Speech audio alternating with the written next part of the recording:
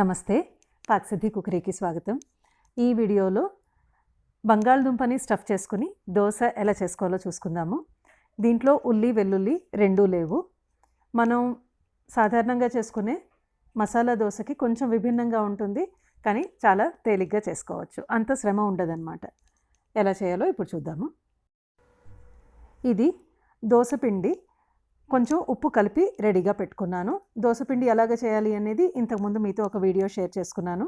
అది డిస్క్రిప్షన్ బాక్స్లో లింక్ ఇస్తాను. రెసిపీది చూసుకోవచ్చు మీరు.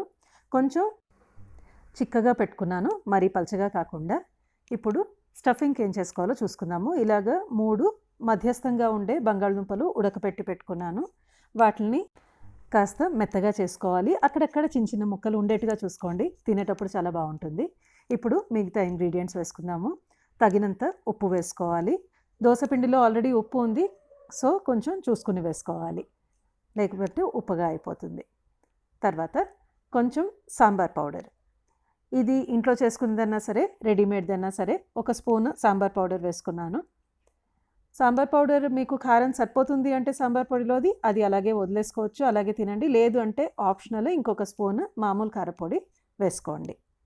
తర్వాత ఇది కొంచెం డ్రైగా ఉంటుంది, మనకి గొంతుకు చుట్టుకున్నట్టు ఉంటుంది తినేటప్పుడు.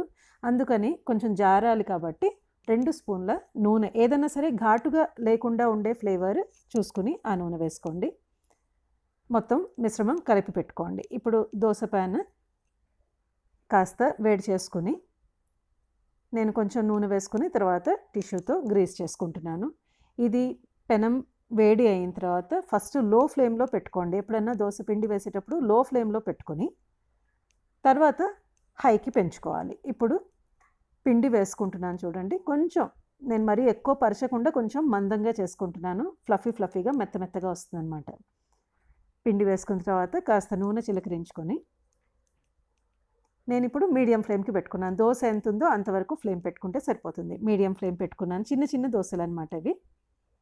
మూత పెట్టుకున్నాను. మందంగా ఉంది కాబట్టి మూత పెట్టుకుంటే చక్కగా అటు ఇటు మగ్గుతుందన్నమాట. ఇటువైపు తిప్పి కూడా కాస్త రోస్ట్ చేసుకుని, అక్కడక్కడ కొంచెం అలా బ్రౌన్గా, మరీ రోస్ట్ అయిపోకర్లేదు, అలా మీడియంగా అయితే సరిపోతుంది. ఇలాగా. ఇప్పుడు ఇంట్లో చేసుకున్న వెన్న వేసుకుంటున్నాను.